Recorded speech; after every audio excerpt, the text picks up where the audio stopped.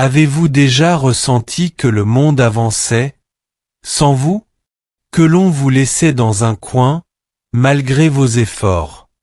Ces moments de retrait, sont-ils une punition, ou un signe d'un plan divin? Aujourd'hui, nous explorons cette dimension profonde de l'isolement voulu par Allah, pourquoi il éloigne certains de ses créatures, pour les élever jamais pour les abaisser.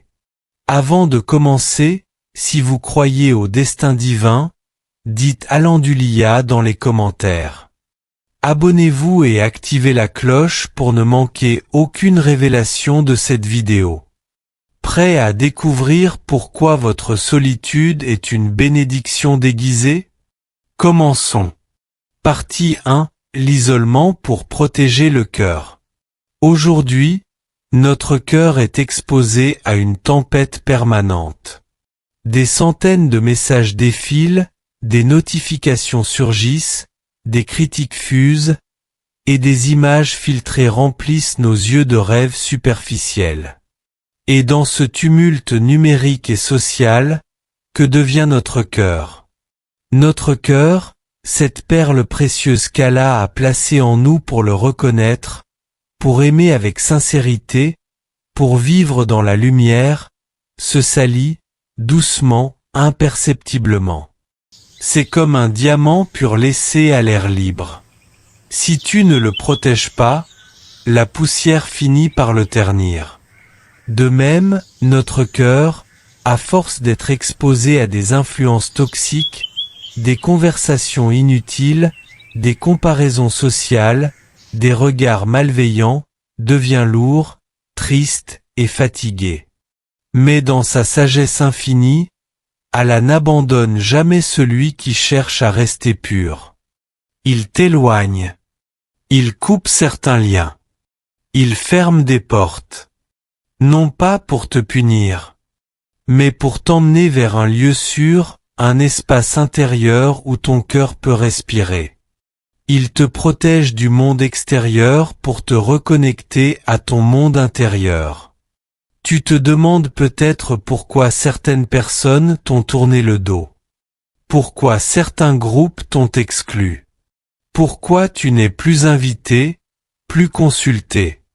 Et si cela n'était pas un rejet, mais une protection divine? Et si elle disait simplement, ton cœur a besoin d'être à l'abri, je t'éloigne des tempêtes?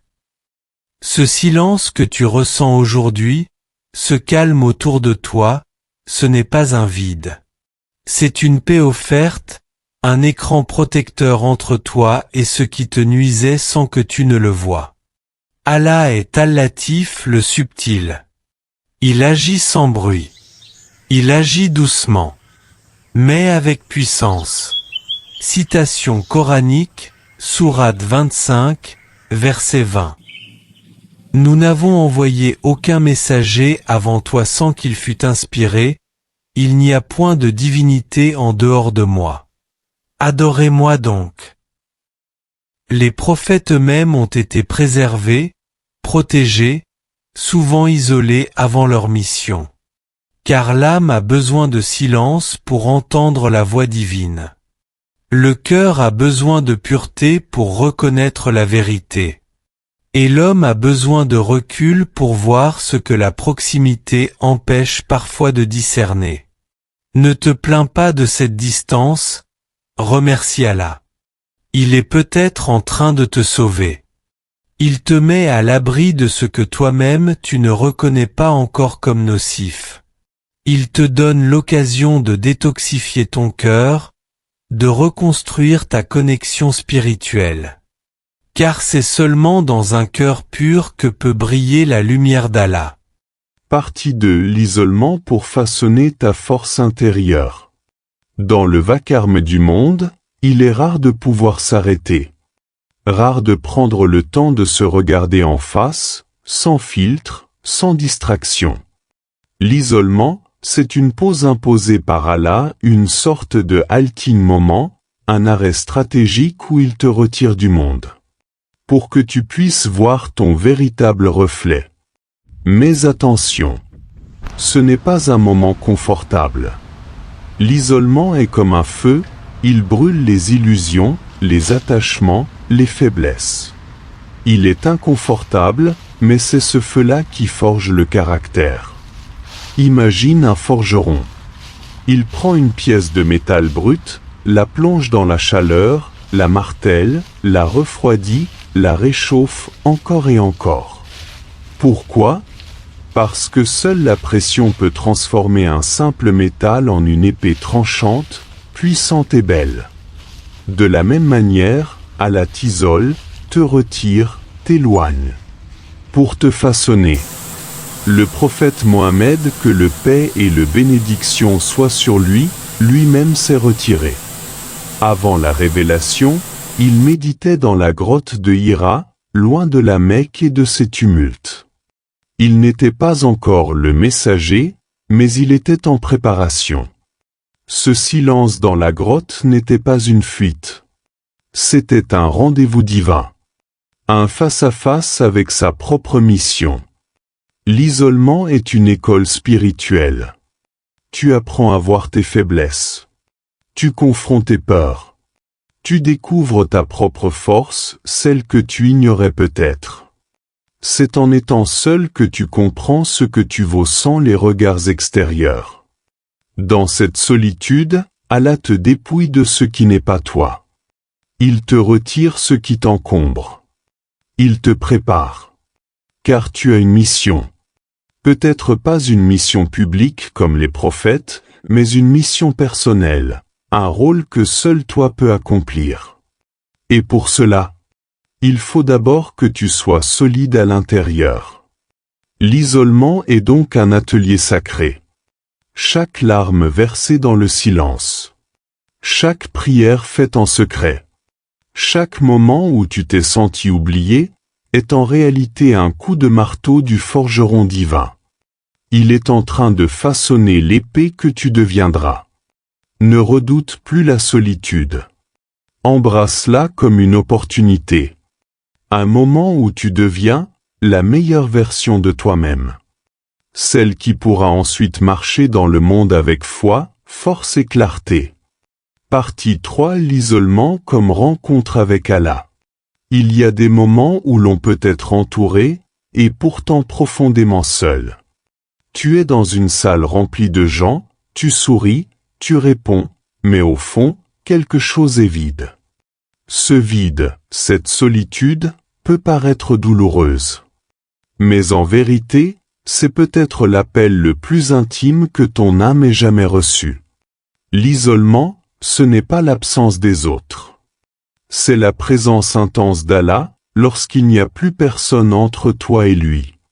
C'est ce moment où tu n'as plus d'intermédiaire. Plus de filtres. Plus de distractions. Juste toi. Et ton Seigneur. Ces instants peuvent survenir au milieu de la nuit, lorsque tout le monde dort. Le monde se tait. Et là, le silence devient sacré. C'est un silence où l'on entend son cœur, où l'on sent son âme s'ouvrir, vulnérable, mais vrai. Dans ce silence, tu murmures. Parfois sans mots. Juste des soupirs, des larmes, des respirations profondes. Et Allah entend tout cela. Car Allah n'est jamais loin. Il est plus proche de toi que ta veine jugulaire. Il attend ce moment. Le moment où tu le choisis. Pas parce qu'on te l'impose. Pas parce que tu es vu.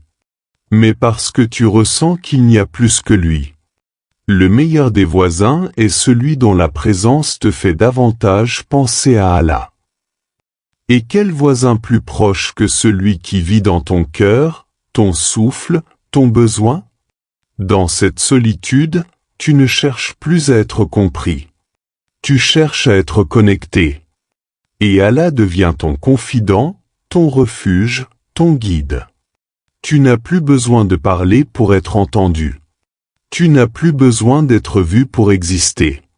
Cette solitude devient alors le berceau d'une foi pure, mature et sincère. Elle te libère des chaînes de la validation extérieure. Et te reconnecte à la seule validation qui compte, celle d'Allah.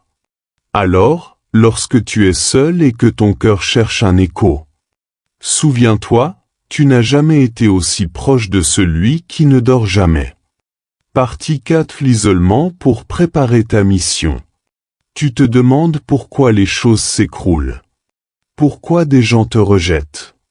Pourquoi tes efforts n'aboutissent pas. Et surtout, pourquoi tu es seul. Ce sentiment, le prophète Youssouf l'a connu avant toi. Trahi par ses frères. Jeté dans un puits. Vendu comme esclave. Emprisonné injustement. De l'extérieur, cela ressemble à une série d'injustices. Mais dans la vision d'Allah, c'était une préparation royale. Chaque isolement, chaque recul, chaque silence était une brique. Une brique dans la construction d'un leader. Youssouf n'aurait jamais pu gouverner s'il n'avait pas été brisé puis reconstruit. Il n'aurait pas pu sauver des nations s'il n'avait pas d'abord appris à survivre dans l'obscurité. Toi aussi, tu as une mission. Peut-être ne la vois-tu pas encore clairement. Mais elle existe. Et Allah la connaît. Ce retrait actuel, ce n'est pas un arrêt. C'est un champ de formation. Une salle d'attente divine. Tu es peut-être comme une graine en terre, invisible, enfouie, mais en train de germer pour donner un arbre majestueux. Allah ne perd rien. Pas une larme. Pas une frustration. Pas un soupir dans l'ombre. Tout est écrit. Tout est utile. Tout te prépare. Alors, ne t'inquiète pas si tu te sens oublié. Allah est en train d'écrire un chapitre important de ton histoire. Et quand tu émergeras, tu verras que tout ce que tu as vécu t'a équipé pour servir avec sagesse, foi et amour. Partie 5. L'isolement pour cultiver la patience. L'une des leçons les plus difficiles de l'isolement, c'est l'attente. Rien ne se passe. Les jours passent. Les prières semblent sans réponse. Tu te dis, est-ce qu'Allah m'a oublié? Mais non. Allah t'enseigne. Il t'enseigne la patience. Le prophète Moussa, que paix soit sur lui, a passé des années loin de son peuple. Il a été berger dans le désert. Isolé. Anonyme. Pourtant, c'est là que son cœur a été poli. C'est là que sa foi a mûri. Avant d'affronter Pharaon, il fallait apprendre à attendre Allah. La patience, ce n'est pas juste supporter. C'est apprendre à faire confiance au temps d'Allah. Car lui seul connaît la meilleure heure. Et parfois, pour recevoir la bénédiction, il faut savoir attendre avec gratitude. Le désert de ta vie n'est pas vide. Il est fertile, mais invisible. Comme un champ en jachère, on croit qu'il est mort, mais en réalité, il se régénère. Toi aussi. Ton cœur est en train de se fortifier, doucement, silencieusement. Dans ce silence, tu apprends à lâcher prise. À ne plus contrôler. À remettre ton affaire entre les mains d'Allah. Et chaque jour où tu tiens, chaque jour où tu n'abandonnes pas, est une victoire. Une victoire sur l'impatience, sur l'ego, sur le doute. Quand la patience fleurit, la foi devient solide. Et ton cœur devient comme une montagne, immobile face au vent. Alors si tu vis un moment où rien n'avance, sois sûr, quelque chose en toi est en train de grandir. Partie 6. L'isolement pour purifier tes intentions. Pose-toi cette question. À qui appartiennent réellement tes actions? Quand tu pries, quand tu aides, quand tu donnes. Est-ce pour être vu? Pour être aimé? Pour exister? Ou bien, est-ce pour Allah seul, même si personne ne remarque? Dans un monde où tout s'affiche, se commente, se like, l'isolement devient un miroir brutal mais purificateur. Il enlève les projecteurs. Il éteint les applaudissements. Et dans ce silence, Ta sincérité remonte à la surface. C'est là, dans l'ombre, que ton intention véritable prend forme. Dans le vide, l'âme se recentre. Et tu réalises que les actions les plus puissantes sont celles que personne ne voit. Le prophète Ibrahim, que paix soit sur lui, a tout perdu. Sa tribu, son père, son statut. Mais en perdant les regards du monde, il a gagné le regard exclusif d'Allah. Et c'est ce regard-là qui élève une âme au-dessus des cieux. L'isolement t'apprend à réaligner ton cœur. Tu revisites tes intentions. Tu purifies ta direction. Tu passes du besoin d'être aimé au besoin d'être vrai. Dans le silence, tes actes deviennent offrandes. Et chaque chose que tu fais pour Allah, même petite, devient éternelle. Car ce qui est fait pour lui ne se perd jamais. Alors, accueille l'isolement comme un atelier sacré où Allah polit ton cœur, loin du bruit. Et laisse ta sincérité briller, même dans l'invisible. Participe l'isolement comme terreau de ta mission unique. Tu n'es pas comme tout le monde. Et tu n'es pas censé l'être. Ton chemin est différent. Et ce n'est pas une erreur. C'est une mission. Il est possible que personne autour de toi ne comprenne ce que tu portes. Tes rêves, ton ressenti, ta vision semblent étrangers aux normes. Et ce décalage t'isole. Mais cet isolement est un terreau. C'est dans la solitude que les plus grandes missions naissent. C'est dans le silence que la lumière s'allume. Toi seul vois ce que personne d'autre ne voit.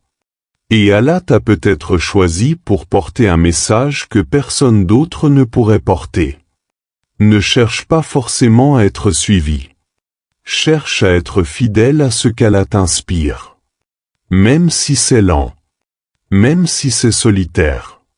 Car parfois, les chemins les plus solitaires mènent aux sommets les plus élevés. Regarde les grands serviteurs d'Allah. Chacun d'eux a connu l'incompréhension, l'attente, l'isolement, avant de devenir des phares pour l'humanité. Si tu vis cela, ne doute pas. Allah prépare quelque chose.